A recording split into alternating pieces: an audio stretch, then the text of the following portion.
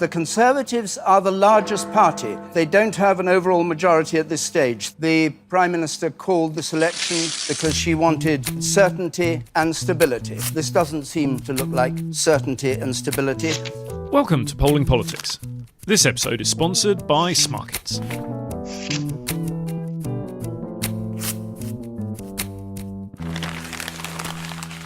I'm Joe Twyman, co-founder and director of Delta Poll. And I'm freelance journalist Marie Leconte. Our first guest today is Professor Anand Menon. Hello. Hiya, how are you doing? We are all doing well. Would you like some champagne? Oh, go on then. I'll just pour you a glass. He did pour a glass. I know you couldn't hear that because it was silent, but... Yeah, I can't get it to pour any louder. Fail. Can I have some more as well? Yeah, more for Marie. Have you opened your cracker, Anand? I haven't, no. Who wants to pull my cracker with me? That's only half a cracker. Because that's clearly been used. There's one in the box. For those listening, the table is littered with already open. For those of you watching in black and white. Yeah, it's like being invited to dinner for leftovers. Thank you. If only we had any leftovers to give you. Ah, yes. Lost again. Yeah, let me cheer you up with my joke. Why is a horse like a cricket match? Because it's fantastic, gripping. It's got four Superb. legs. Does cricket have four legs?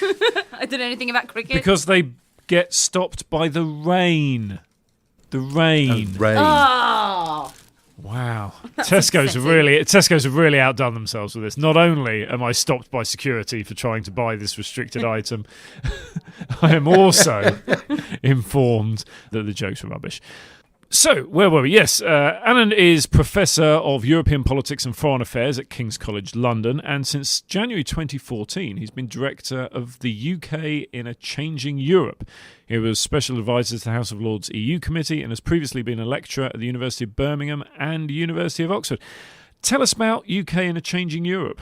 and why the plot twist is that it's actually a changing UK and Europe. Yeah, the first thing I was going to say was it's a crap name, but it was one of those things. You know, we had to come up with a name. We came up with a name at a time It's when got three good. It's got UK, Europe, and changing. it ticks all the boxes. Yeah, that just might be in the wrong order. That's all. Yeah, Just needs Bitcoin in for real. Yes. Blockchain, UK and a blockchain Europe. I mean, you've got to bear in mind this was the world before, when actually it made a bit more sense than maybe it does now. I mean, this was, coalition time before Cameron won the election, before we'd had a referendum, and it made more sense. 2014 seems like a long, long time ago now. Well, actually, everything seems... I mean, one of the things we do at the end of each year is I write a review of the year, and I suddenly realise I can't remember anything before last week. Well, that's great, because that's exactly what we got you on to talk about. Oh, God. Super. This will indeed be, once again, a struggle of an episode.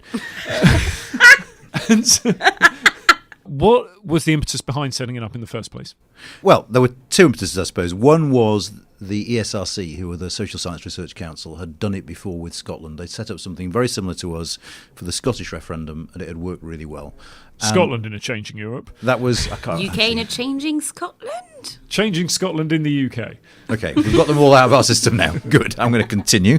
Oh, UK and Scotland, Europe. Done now. Lord. Anyway, the point was... academics are very good at talking to themselves. They sometimes have knowledge that might be of relevance to people outside of universities, so why don't we fund them to talk to a broader audience? That was the rationale, basically. And they applied it to Scotland, to the project whose name I've now forgotten, embarrassingly. And after the Scottish referendum, with Europe on the horizon, with Cameron having promised a referendum, they thought, why don't we do this for UK-EU relations as well? So that was the impetus, I think. And where are you based? We're based on Kingsway in London, in the Policy Institute at King's College. And when it started, did you have any expectation that it would prove to be quite so important in years to come? Well, when I started, it was on the basis of me doing a day a week, basically reading what academic literature there was on, the UK relations with the EU and having a nice time. How's that worked out? Are you having a nice time?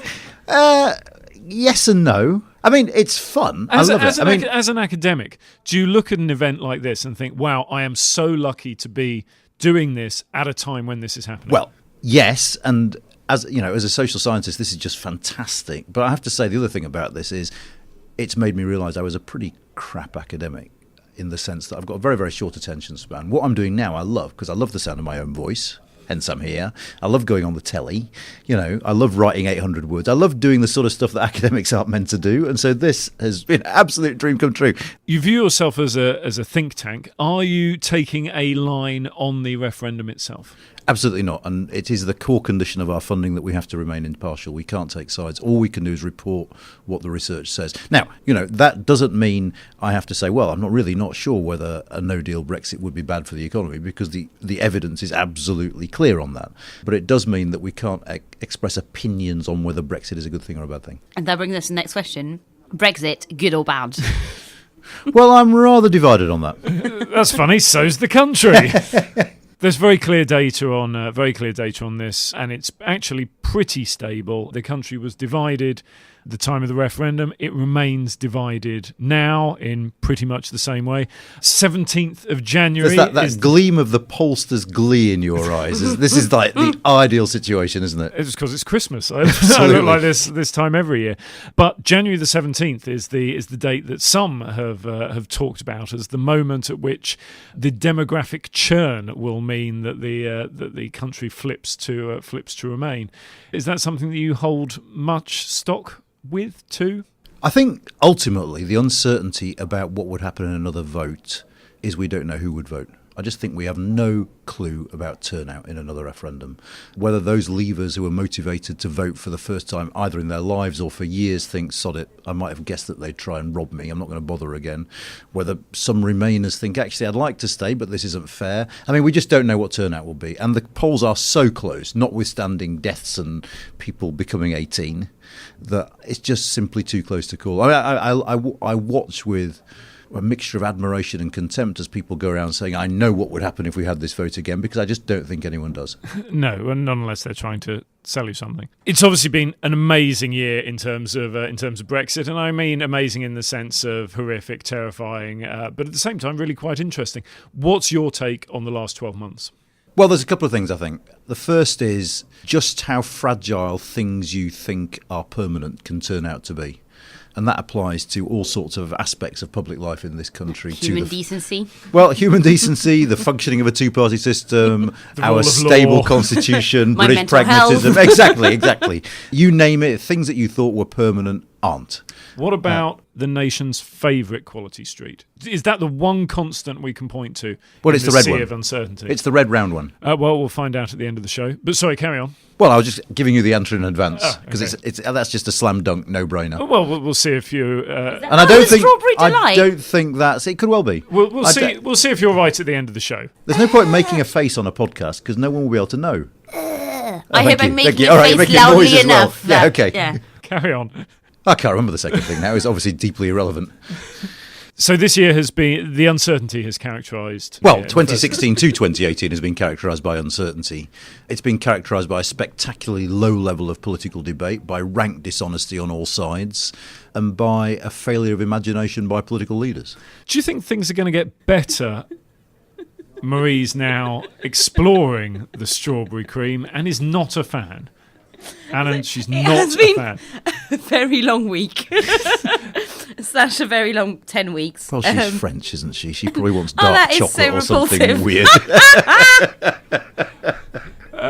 Continue. Don't mind me. Do you think that 2019 will see all these things that you've talked about improve or deteriorate? Well, what we've edged toward, 2018 is a year of edging timidly in little steps towards confronting trade-offs.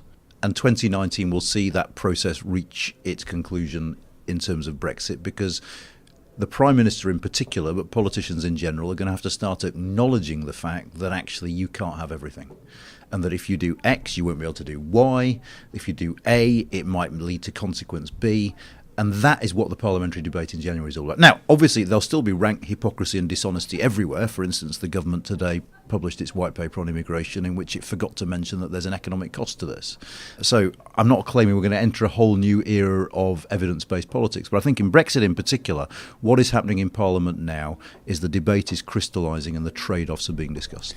What would have been the key changes you and your academic colleagues would have suggested for the last year that you think would have improved the situation? Well, actually, I'd sort of refer you to my previous answer in the sense that I think had there been more honesty from the Prime Minister from the start about the fact that, yes, we're going to honour the referendum, I take that to mean A, B and C, it will imply costs, we could have had a fuller, franker, more meaningful debate a lot earlier rather than doing it at the 11th hour as we are now. I've just stopped caring about Brexit. I was not listening. But you were nodding. I'm sure it was interesting. You were nodding. I'm sure you were nodding. I am very good. Like, I've always worked in fields that have a lot of men who think they're very clever, so I'm very good at nodding without listening. Don't edit that. I told you I like the sound of my own voice. Shall I keep going? It's like, 'cause I do as well, so I think I don't mind people pretending to listen to me. You don't and really want a nodding. guest who's going to sit here in silence, do you? Who do you think is going to come out of this situation the best? Will Britain or will the EU? Well, neither. The UK and a changing Europe is the ultimate profiteer from Brexit. We're going to come out of this brilliantly. Let me put that first and foremost. But, I mean, Negotiation 101 says the bigger, stronger negotiator with the larger economy comes out best of a trade negotiation. So you can figure out for yourself what my answer is from that, the EU holds the cards in this. Do you think Theresa May's plan is to run down the clock over Christmas, put time pressure on everyone and hope that people fall in behind her deal? Well, it's plan C, isn't it? I mean, but it is where we are now. But bear in mind, we haven't got much time left. If we want to leave, or if we're going to leave on the 29th of March, they've got to start putting the withdrawal agreement bill through Parliament by the end of January. So she hasn't got much clock left to run down if this is going to be done. But yeah, absolutely. What she wants to do is, if you think about it at the moment, Parliament is wrestling with 4 options, okay?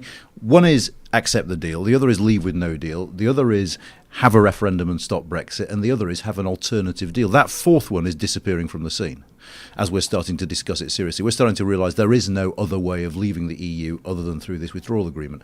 And I think what the Prime Minister wants is to crystallise this as far as possible into as few choices as possible. In her ideal world, this would be a choice between no deal and my deal.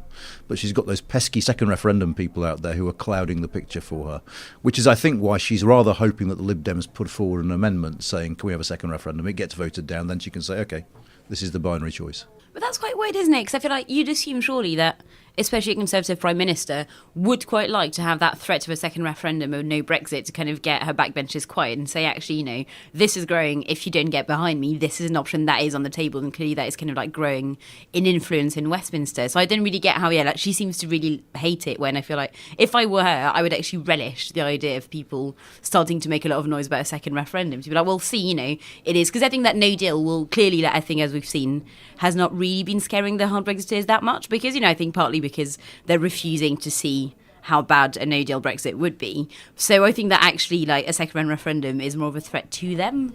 You're right in the sense that she's definitely using that, which is why her language is of this deal, no deal or no Brexit. So she's playing both sides, if you like, using a different threat. But in terms of the parliamentary numbers, there are relatively few MPs who would actually, when push comes to shove, want no deal.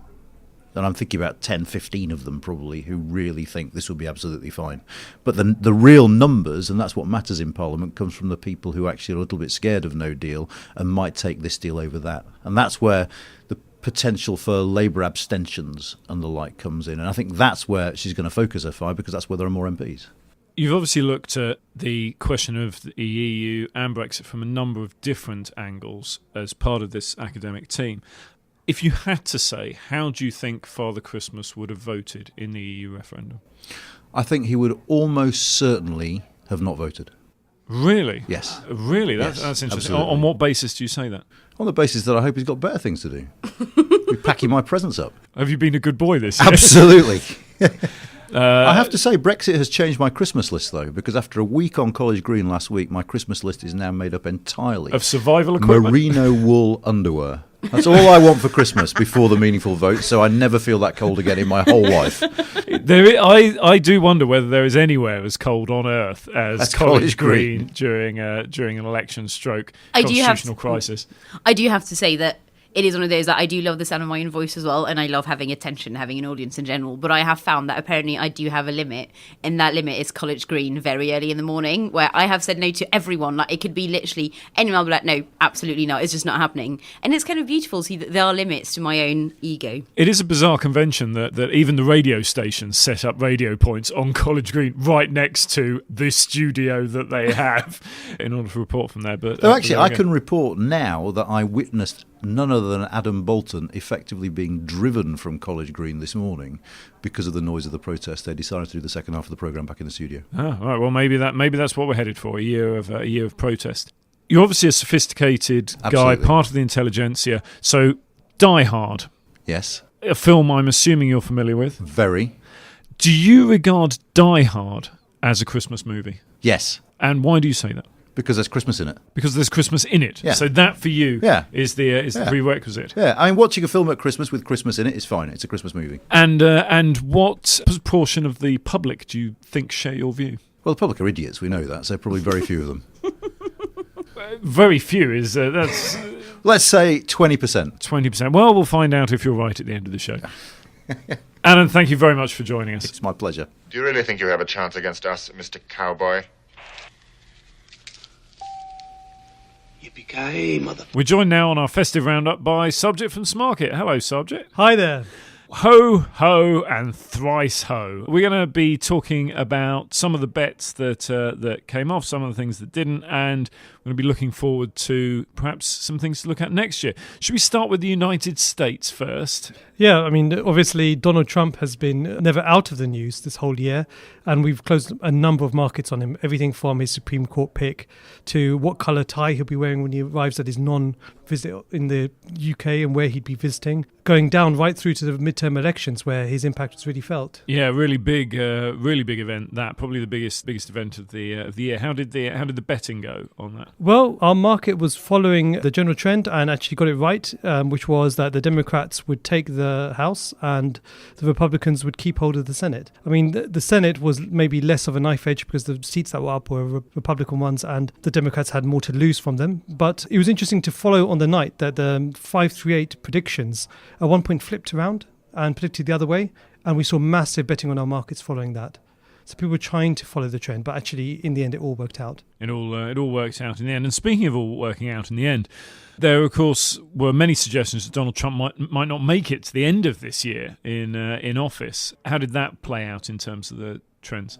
Yep, we had a market on the articles of impeachment, and obviously that he has not been impeached in 2018. We had him leaving. Well, not yet. There's still a few days. There's still a few days, still possible. So far, we've not closed that market. There's been many looks at whether he's going to go, and every time he says something or does something outrageous, there's a little kind of frizzle on the market, but actually quite generally steady. He's destined to make it to the end of his first term at the very least. Right, so looking at next year then, there's obviously no big elections in the US, but there is still a question about whether Donald Trump will survive, and you think, or your markets think that he will.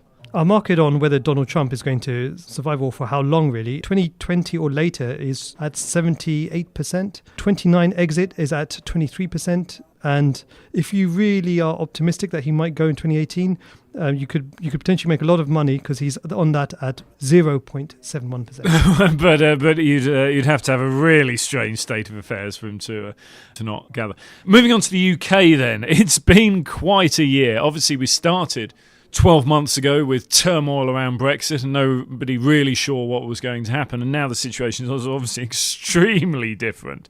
Theresa May has survived, however, and we assume is safe at least for the Christmas period, if not until New Year. What have been the most interesting markets coming out of UK politics this year? Well, Theresa May not going has obviously taken everyone by surprise. There's been so many challenges that I think many of the other prime ministers that we've known in our lifetimes would have gone by now. But no, she's hung on.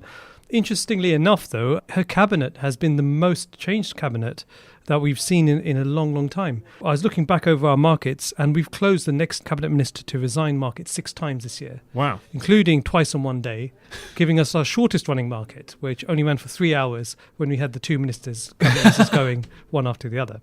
And what about Brexit? Where do the markets lie on that in terms of what's happened and where things will go next time? Smarkets has the most comprehensive markets on Brexit. We've got, I think, 9 markets running currently. An interesting one we've got is another in-out referendum before 2020.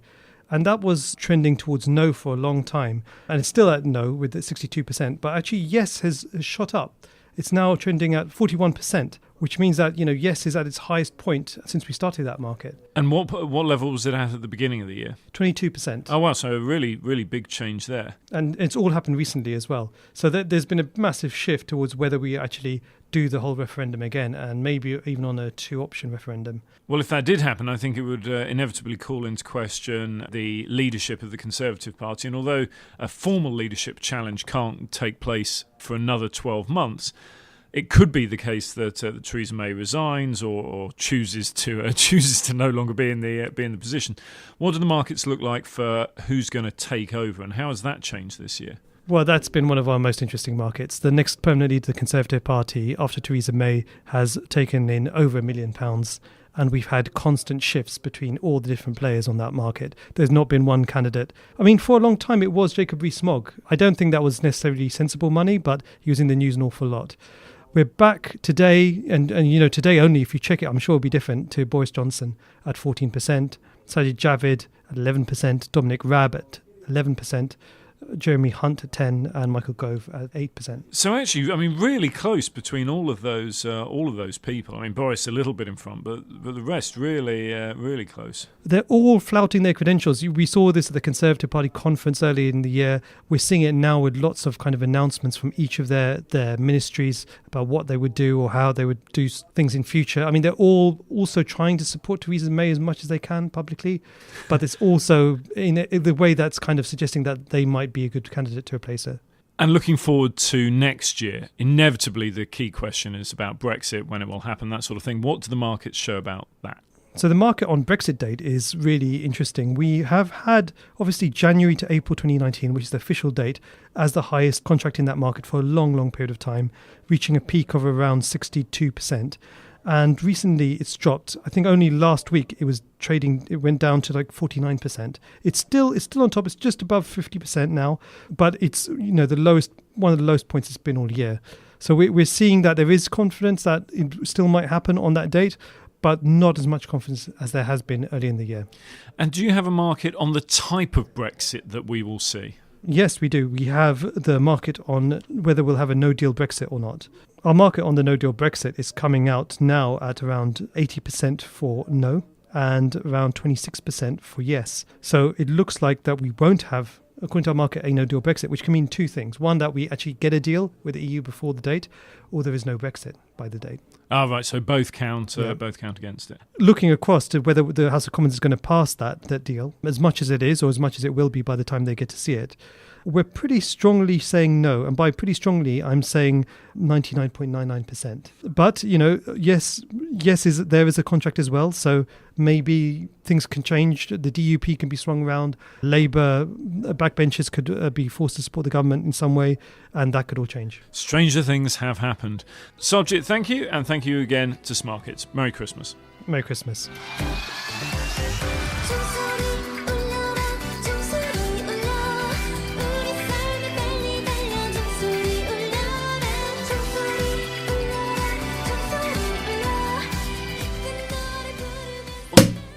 I was brought up in France, like I can do this in my sleep. Hey! Hey! Ooh! I got a nice ring. And I haven't won anything. I don't think this has any... Oh, no, it does. It has not so much as a deck of cards as just three a few cards? 3 cards. 3 cards. Ho, ho, ho. It's the Polling Politics Christmas special. Marie, what do you get if you cross Santa with a duck? I don't want to know. A Christmas quacker. No, Joe. I'm That's leaving. what it says. These crackers were very cheap, but we're all here in Delta Pole Towers with our Christmas hats. Our Christmas hats on. It's a great day to celebrate. Christmas hats on and nothing else. We've got the champagne popping. We've got the quality street out. This is going to be great. When I was buying the crackers earlier, I discovered that they are a restricted item at Tesco. You need to get permission from Really? the store staff Really? before they let you buy crackers. What's the criteria?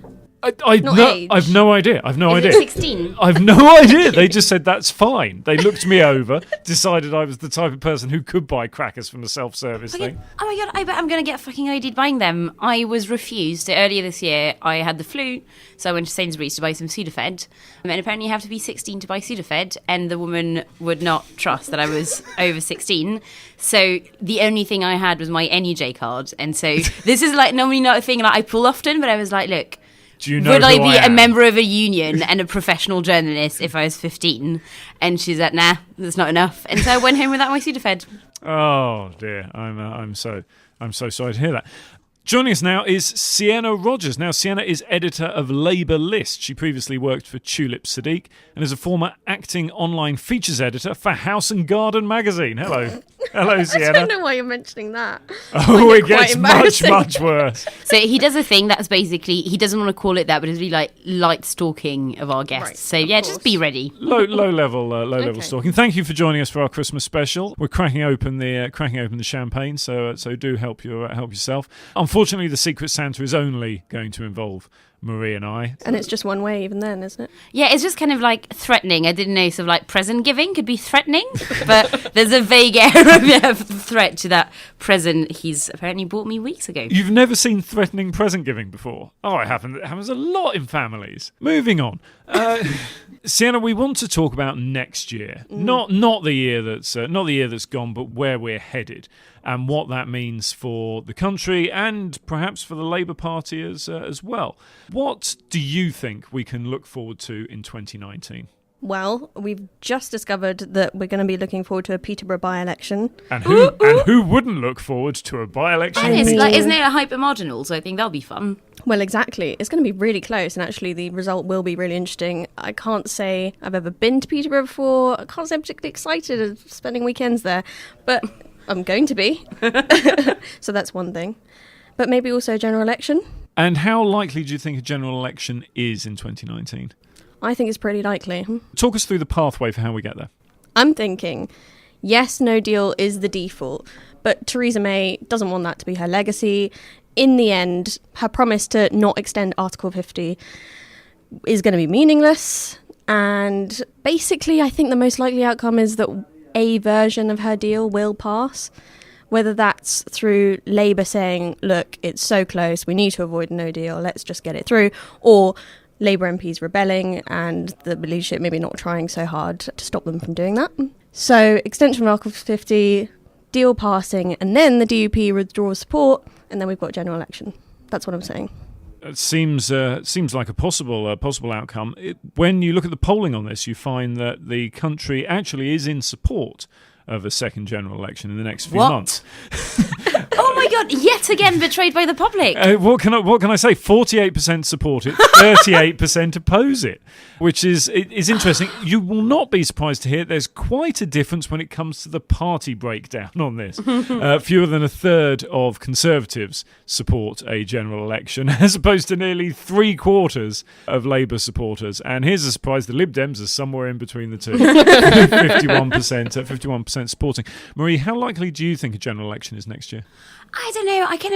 I'm not sure there will be one. I think that, again, the thing about Theresa May is that she's not strong, but she's stable. And we have been talking about, I think, for a long time of, like she's about to collapse or there's about to be another general election, etc. And that still hasn't happened. So, like, partly for the sake of argument, but also genuinely, I'm not sure. I'm not saying there definitely will not be one, but I think it's more likely that there will not be one. That's quite Lib Demi answer of you. Should we record all possible outcomes and then just get Nick to edit it to make us look like I've got the yellow mic, so I kind of feel like I should be on round. I'm not sure there's actually that much of an appetite for a general election, even on the Labour benches. So I think a lot of Labour MPs publicly will go like, ooh, like, what we need is a general election, like Corbyn, PM, etc. I actually think privately a lot of these Labour MPs don't really have their heart into it. But if it came to a no confidence vote, obviously they'd have to vote for one. Oh, yeah. But I think that in terms of like internal thing, I'm not sure how many of them are pushing, like, internally for that election. There were suggestions there being a no confidence vote before Christmas. I guess we're out of luck on that one now. But if a general election were to take place next year, what do you think the outcome would be? Labour would obviously win. Okay, but thinking realistically now, what do you think the outcome would be? I do think Labour would improve on its 2017 performance. Obviously, it depends what the economic consequences are of the deal. It's basically everything depends on Brexit. It depends where the economy is at. But I think Labour could have some really strong messaging, and the Tories, losing their reputation for coherence and not being a government of chaos, they've lost that. Because at the moment, the Conservatives are still ahead on leadership, on who would make the best Prime Minister, leadership ratings, how satisfied people are, and also what has traditionally been the all-important question of economic confidence and whether people would prefer a government led by Philip Hammond and Theresa May as Prime Minister, or John McDonnell and Jeremy Corbyn as Prime Minister. And so do you think that the situation has changed and those things aren't as important as they once were? Do you think that Brexit will change that? Or do you think that people just change their mind in a campaign? On the competence question, as I say, I think that reputation has eroded. Obviously, polling still shows that the Tories have a better reputation on that. But, last year, Theresa May's whole pitch was strong and stable, and yet she totally crumbled during the campaign. And Labour obviously relies a lot on, that gap between Labour and Tories widening during a campaign, an election campaign, because it gets a fair hearing in the media, there's balance, all those sort of factors. But I suppose when we're talking about leadership, in that situation that I outlined, there's going to be a different Tory leader, we're thinking. Who would you least like to go up against? Marie, what do you think? If you were Labour, who would you least like to go up against? And you do know I have to say Alan Mack. That is my answer to everything. I'm not sure. I'm trying to think. I think of the people who are currently running, said to be running for leader, I can't really think of one Labour should be particularly worried about. I think in terms of the new generation, there are people, obviously it's the cliche to say, but I think Ruth Davidson is one person who actually could be good. I think people like Tom Tugendhat, obviously not now, but soon, is someone who I think Labour could be worried about. But I think in the immediate sort of, you're like Jeremy Hunts and kind of like Sajid Javid, I'm not really sure these people who'd have Labour quaking in their boots. I think Boris Johnson is pretty worrying, but I don't think he'd get to the final two. Pretty worrying as an opponent, or as, just pretty worrying as an opponent? Well, all of those things. Worrying generally. But I don't think he'd get to the final two, so he wouldn't be put to Tory members, so he wouldn't get a chance to take the leadership. But maybe Dom Raab. I actually think, he's quite good looking. He's a nutter, isn't he? And that is a genuine professional opinion. He's a no-dealer. He's a managed no-dealer. But also, isn't he he's weirdly sexist, which I think gets forgotten about. So when was this? I think last week or 2 weeks ago, when Amber Rudd, I think, hit out at her male cabinet colleague. So, there's been a lot of flailing from male MPs. And basically, and I think Dom Raab was like, well, that was pretty sexist. So it's just, oh my God. He was crying about reverse sexism. But I feel like kind of coming back on the potential election of 2019, I still feel like there are some people who voted for Labour in the last election who Labour should be worried about now. So I think there are the ones who, because Theresa May was standing on a platform of a very hard Brexit. So people who maybe didn't love Labour but thought, actually I don't want a super hard Brexit, so I might vote for Labour as a one-off. Or people who, again, because it was looking at the beginning like it might be the Tory landslide of a generation. So who again were not a massive fan of Jeremy Corbyn's, but actually I also do not want a Tory majority of 200, so I might vote Labour this one time. And so I think there are a few kind of groups like this who voted in 2017 for Labour, and I'm not saying they won't again, but I'm not sure it's a given. So I feel like there is some confidence on the Labour side, which worries me a bit on their behalf. What do you think the result would be? Well, obviously I think the best possible result would be some seats changing hands, but ultimately the exact same amount of seats for each party. That is really what I want, truly in my heart of hearts, because that'd be very, very funny.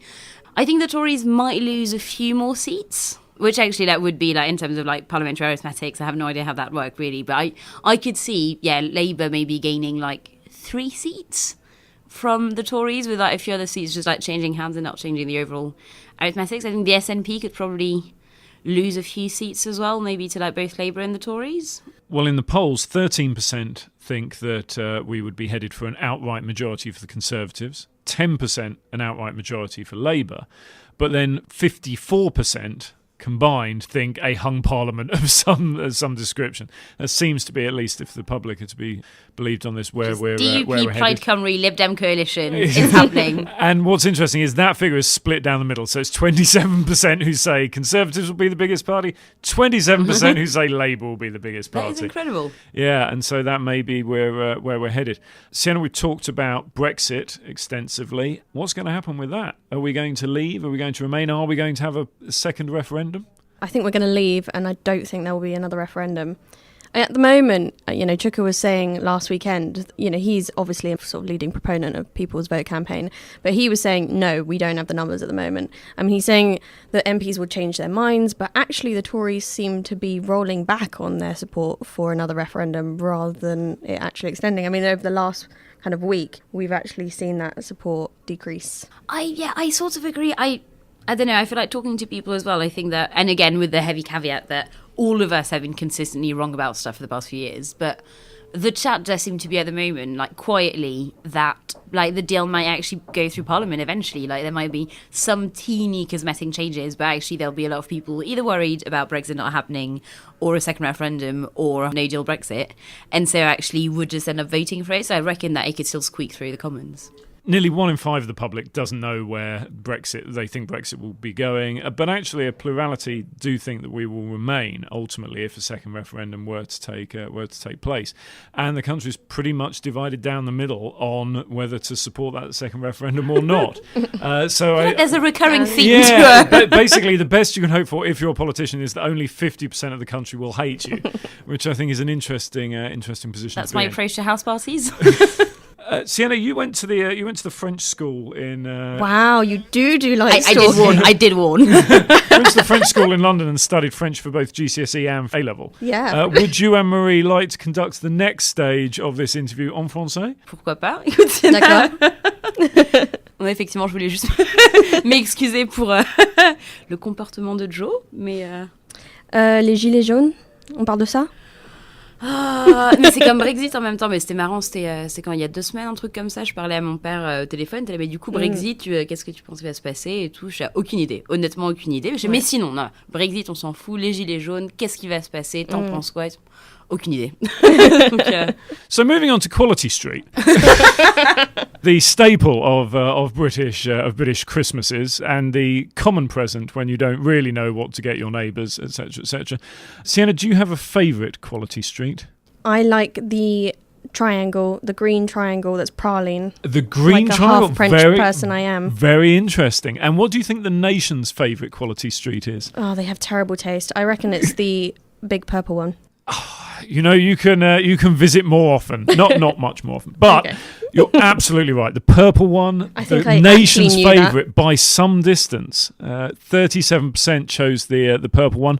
The green triangle, your favourite, in second place at 27%.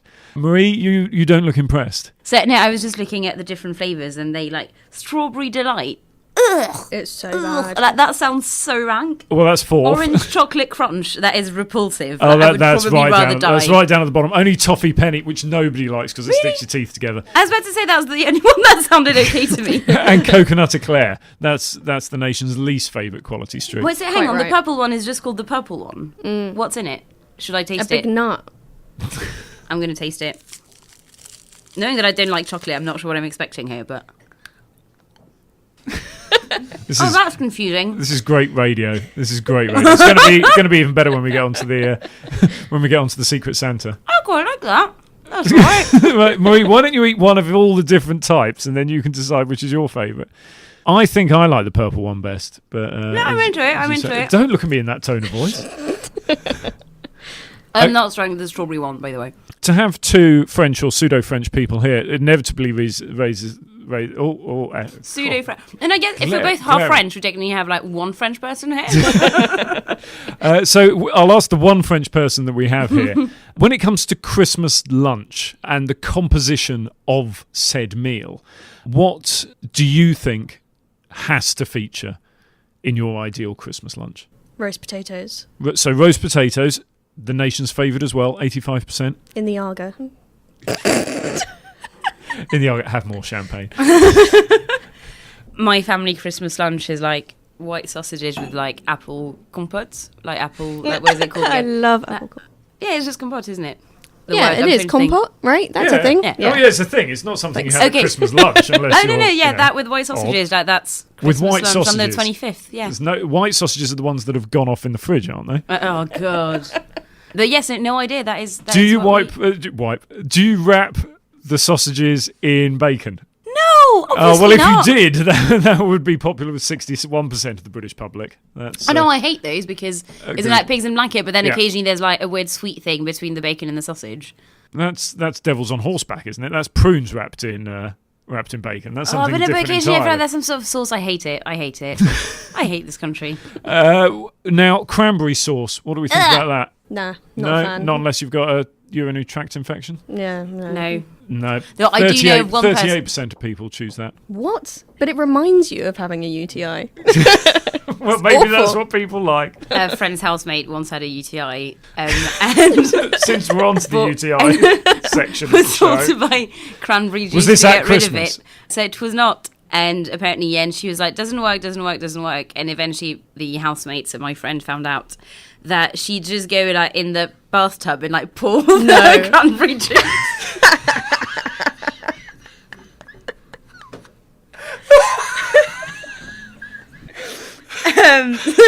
So that's my contribution to this conversation. I'm not sure that's directly relevant to either polling or politics, but it is a great story. Imagine what she'd known if they made. What she'd done if she'd known about cranberry sauce.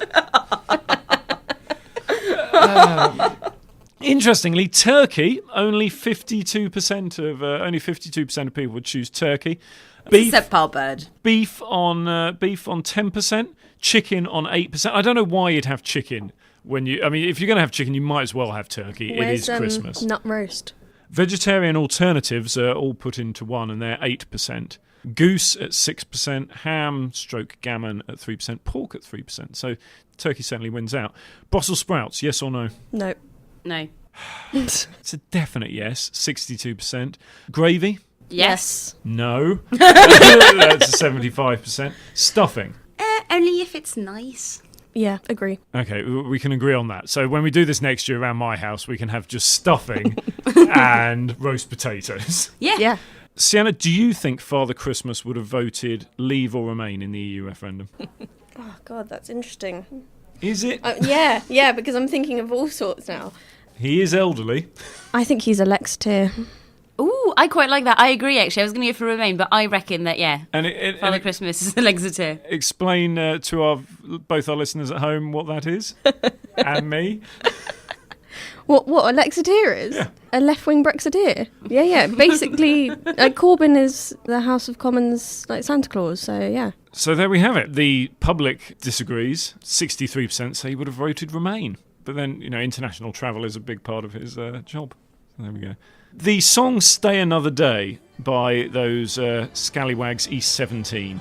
Do you count that as a Christmas song? Yeah, I'm quite liberal with what I count as a Christmas song. So you say yes to Stay Another Day. It doesn't really mention Christmas as such. Yeah, What about the Power of Love? It's about That's the another spirit of Christmas. Yeah, Power of Love. You just chuck it all in. one. Yeah. Anything that's basically played on Magic. is what Yeah, you're saying. yeah, exactly. The public, it divides almost in the way that they divide on Brexit. 29% say yes, 34% say no, 37% say they don't know. Just as complex an issue, so that makes sense. Yes, and the film Die Hard, Definitely a Christmas film. There's no debate Yeah, there. agreed. I agree with that as well, but the public, what do they know? 52% says it's not a Christmas film. But I mean, then again, I feel like, say, Sienna is really liberal when it comes to Christmas songs. I'm really liberal when it comes to Christmas movies, where for me, like Lord of the Rings, Christmas movies, Harry Potter, Christmas movies. Those are movies that are on at Christmas. Yeah, so they're Christmas movies. That's not the same. They are. I have already rewatched all the Harry Potters this month coming up to Christmas. That's right. My Harry brother Potter's and I will definitely probably Christmassy. rewatch Lord of the Rings when I'm back home. Like, yeah, these are Christmas movies. I mean, obviously I'm too old to know this, but doesn't Harry get his letter at Christmas? No. No, he gets on his birthday.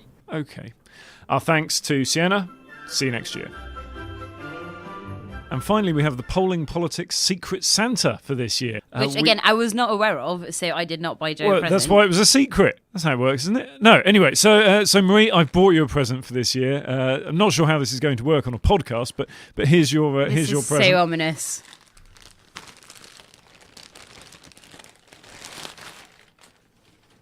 What the fuck is that? What? How? What? What is this?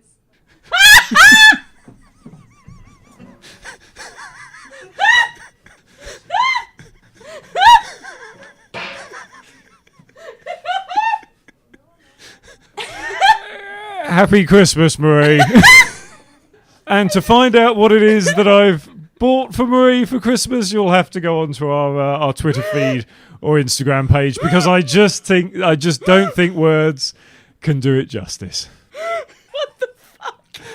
That's all for 2018 from Polling Politics. Thanks very much for joining us. Thank you to Smarkets as well. We'll see you all for season 3 starting in January. Until then, ho ho ho. Please remember to like, subscribe, review, all these different things that help people hear about us, and do tell all of your friends and many of the people that you don't know, even if you haven't enjoyed the podcast. This is a Poddo podcast produced by Nick Hilton, and our theme tune is by Joe Button. For more details, go to podopods.com, and for sales and advertising, email nick@podopods.com. And yes, that's spelled PODOTPODS.com.